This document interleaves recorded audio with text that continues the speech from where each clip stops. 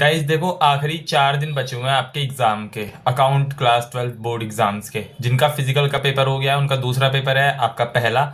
And जिनका हो गया है फिजिकल पेपर, चाहे जैसा भी गया हो, अपना अकाउंट्स का पेपर मत खराब होने देना। इस वीडियो में पूरी स्ट्रेटजी बताने वाला हूँ अगले 4 दिनों में क्या करना है, एग्जाम देते वक्त किन चीज़ों का ध्यान रखना है, and particularly exam day strategy और सारे मतलब जो इंपॉर्टेंट लास्ट डे की स्ट्रेटजी है वो बताने वाला हूँ। And I followed this and I score 93 marks in my class 12th board exams and I got SRCC। तो चलिए शुरू करते हैं। देखो, सबसे पहले आज 19 तारीख है जब आप ये वीडियो देख रहे हो। आज और कल आपको क्या करना है, सबसे पहले अपनी इन 2 दिनों में अपनी पार्टनरशिप वाली बुक पूरी कंप्लीट कर लो। कंप्लीट से मेरा मतलब है आपके सारे टॉपिक्स उसमें कवर हो जाने चाहिए। उसमें क्वेश्चन प्रैक्टिस कर लो जितने भी आपको न्यू टाइप के लगे हैं, या फिर जो भी आप मतलब क्वेश्चंस भी साथ साथ करते रहना। ऐसा नहीं होना चाहिए कि बस आप रिवाइज कर रहे हो एंड ऊपर ऊपर से पढ़ रहे हो। क्वेश्चंस भी कर लेना, MCQ प्रैक्टिस कर लेना 19-20। फिर 21 तारीख को आपको कंपनी अकाउंट्स एंड जो हमारी थर्ड बुक है एनालिसिस ऑफ फाइनेंशियल स्टेटमेंट, वो दोनों एक साथ कर लेना। उसमें लाइक गिनती के मतलब 2 चैप्टर उसमें एंड दो दो तीन चार चैप्टर उसमें है, तो वो सब एक दिन में कर लेना। उनके भी साथ साथ क्वेश्चंस भी कर लेना। स्पेसिफिकली शेयर्स वाली बुक पर जो डिबेंचर्स है, शेयर्स है, इनके क्वेश्चंस बहुत अच्छे से कर लेना। इसमें मतलब कॉन्फिडेंस, आप कॉन्फिडेंट होना चाहिए कि आप ये क्वेश्चंस कर लोगे। बिकॉज कॉन्फिडेंस नहीं रहेगा, अगर ये क्वेश्चंस आपको आते नहीं होंगे तो फिर बहुत दिक्कत हो जाएगी आपको। बिकॉज 12 नंबर का 6-6 नंबर के 2 क्वेश्चन डायरेक्टली शेयर्स में से आएंगे, डिवेंचर्स में से 6 नंबर का क्वेश्चन आएगा एंड एक क्वेश्चन और आएगा। तो कॉन्फिडेंस होना बहुत ज़रूरी है। और वो कॉन्फिडेंस कहाँ से आएगा, जब आपने बहुत सारी चीज़ें पहले आपने कर रखी होंगी, बहुत सारे क्वेश्चंस कर रखे होंगे। Same for the third book, उसमें रेशोज आपको सारे याद होने चाहिए। और रेशोज अभी कैसे याद करने वो आगे बताऊंगा वीडियो में। और जो कैश फ्लो है उसमें कॉन्फिडेंस बहुत इंपॉर्टेंट है। अगर आपको ऐसा लग रहा है ये एग्जाम में देखी जाएगी, इसको वो नहीं होएगा। क्वेश्चंस प्रैक्टिस करने पड़ेंगे एंड अभी भी आपके पास टाइम है, you can change the game. तो क्योंकि ये आखिरी के 3-4 दिन 4-5 दिन बताएंगे, अगर आपका पूरा 100% सिलेबस कवर्ड है, आप अब पढ़ना छोड़ दोगे, देन आपके मार्क्स 80% भी नहीं आएंगे अकाउंट्स में। अभी इस वक्त जिसने पढ़ लिया, यू कैन स्टिल स्कोर 90+। ठीक है, तो ये टाइम बहुत ज़्यादा इंपॉर्टेंट है, बहुत क्रूशियल है। तो इसको इसमें अपना कैसे बेस्ट देना है वो सुनो। तो 19-20 को आपने पार्टनरशिप कर लिया, 21 तारीख को आपने कंपनी अकाउंट्स कर लिया। अब 22 तारीख को आपको क्या करना है, अगर कुछ बैकलॉग बच गया, आपका कोई चैप्टर इसमें बच गया है तो तब कंप्लीट करो। एंड साथ में अब 22 से PYQs और सैम्पल पेपर सॉल्व करना शुरू करो। वाई सैम्पल पेपर, एक तो जो भी स्कोर आए, स्कोर पर मत जाना। स्कोर चाहे जैसा आए, 80 में से 70 आ रहे हैं, 60 आ रहे हैं, चाहे जो भी आ रहा है, हम सैम्पल पेपर इसलिए दे रहे हैं जिससे हमें स्पीड का अपनी पता लगे कि हम पेपर कंप्लीट कर भी पा रहे हैं, नहीं कर पा रहे। बिकॉज टाइम जो है ना, अकाउंट के पेपर में बहुत इंपॉर्टेंट रोल प्ले करता है। हमें मे बी सब कुछ आता हो, बट अगर हम अपना पेपर ही कंप्लीट नहीं कर पा रहे हैं टाइम पे, देन उस चीज़ का क्या फ़ायदा है। ठीक है, तो टाइम मैनेजमेंट बहुत इंपॉर्टेंट है और उसके लिए सैम्पल पेपर्स और क्वेश्चंस प्रैक्टिस करने पड़ेंगे। पूरे 3 घंटे की शिफ्ट आपको लगानी पड़ेगी, है ना। लाइक 22-23 2 दिन आप अच्छे से ये काम कर लेना। और जब सैम्पल पेपर दोगे तो बस स्पीड ही मेंटेन करके रखनी है, प्रेजेंटेशन भी। लाइक वो 3 घंटे पूरा आप उस फॉर्मेट में एग्जाम दो जैसे आप एग्जाम में लिखने वाले हो। पूरी लाइन खींचो अच्छे से, स्केल ले आना मत भूलना एग्जाम डे वाले दिन। तो लाइन खींचो अच्छे से, बिल्कुल जैसा आप एग्जाम दोगे। क्योंकि हम घर पर जब होते हैं, जब हम घर पर सैम्पल पेपर दे रहे होते हैं, तो ऐसा लगता है कि छोड़ो यार अभी जल्दी जल्दी लिख देते हैं। बट एग्जाम में जब आपको उसे अच्छे से लिखना होता है, तब वहां पर वो चीज़ ज़्यादा टाइम लेती है एंड उस चीज़ की आपको आदत है नहीं, तो वो आपका पेपर छूट जाएगा वहां पर। तो ये चीज़ हमें घर पर से ही सही करके चलनी है, घर पर से ही प्रैक्टिस करनी है।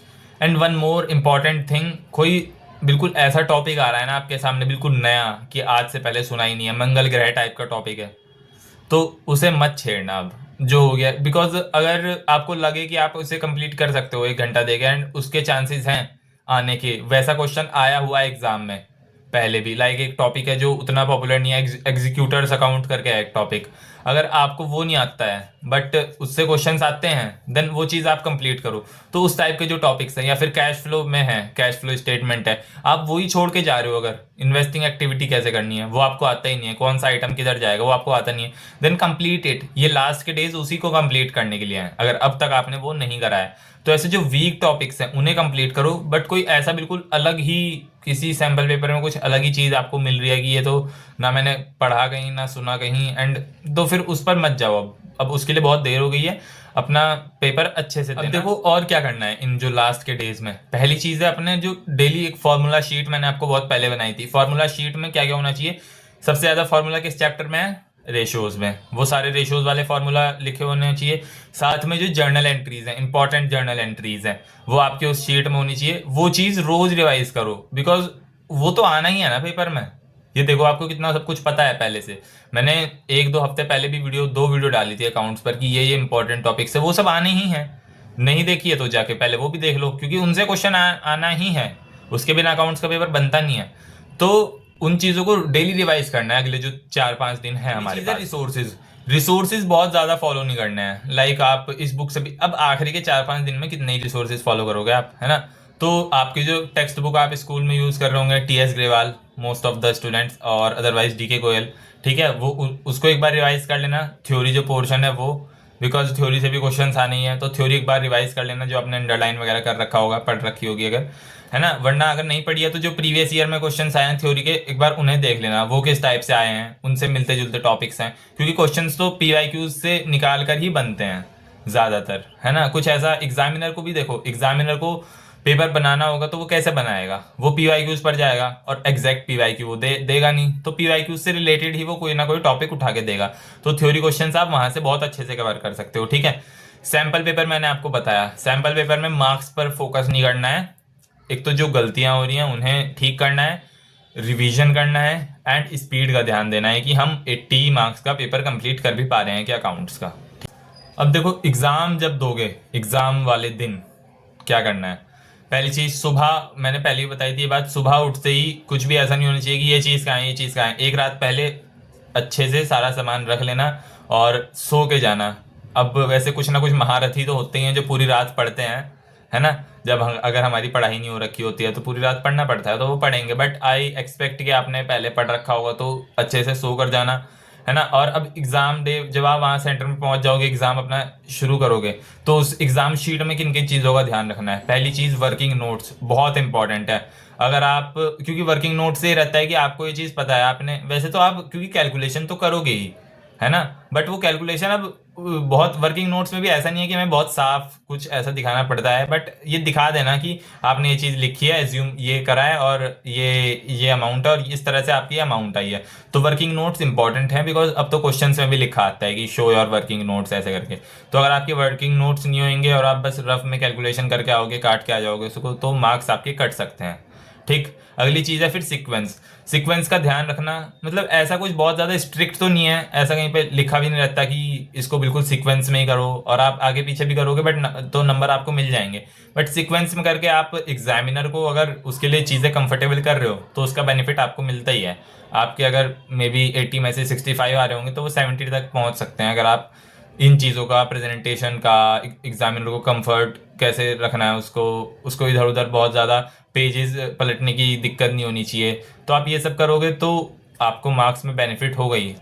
तो कोशिश करना कि सीक्वेंस में जा रही हैं चीज़ें, एटलीस्ट एक जो सेक्शन है उसके क्वेश्चन एक साथ हैं, और ऐसा मत करना कि एक क्वेश्चन के 3 पार्ट हैं, एक यहाँ है, एक 2 पेज छोड़ के है, एंड अगला फिर पता नहीं कहाँ है। तो ऐसा मत करना, ठीक है।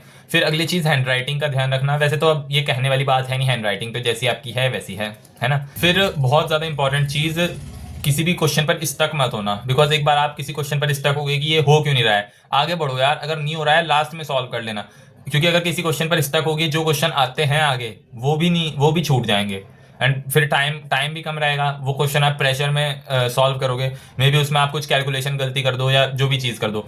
तो इस चीज़ का ध्यान रखना कि क्वेश्चन नहीं हो रहा है, आगे बढ़ो, पेज छोड़ो, आगे बढ़ो, ठीक। एंड अगली चीज़ है फिर लास्ट में टाइम मैनेजमेंट, जो मैंने बताया, one of the most important thing. आता सब कुछ है पेपर, बट अटेम्प्ट ही 65 कर पाए 80 में से, then there is no benefit, ठीक है। तो ये चीज़ें हैं आपको फॉलो करनी है। जो आज 19 तारीख है, 19, 20, 21, 22, 23, इतना टाइम बचा हुआ है।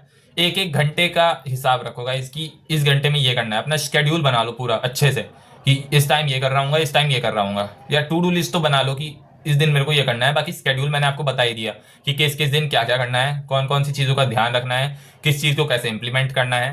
एंड फिर जब एग्जाम दे के आओगे तो मेरे को बताना इस वीडियो के कमेंट में कि मैंने फोड़ दिया, है ना। तो ये चीज़ें हैं लास्ट के डेज में। और अगर कोई क्वेरी बची है तो मेरे को कमेंट सेक्शन में बताओ। अभी भी हमारे पास टाइम है, अभी भी हम बहुत कुछ कर सकते हैं, हिम्मत नहीं हारनी है, आशा नहीं छोड़नी है, तो मेहनत करते रहनी है। एंड अब मिलेंगे अगली वीडियो में। अकाउंट से पहले एक और, पेपर से पहले एक और वीडियो आएगा, वो ज़रूर देखना। तो मिलते हैं अब अगली वीडियो में, तब तक के लिए do your hard work and जय हिंद।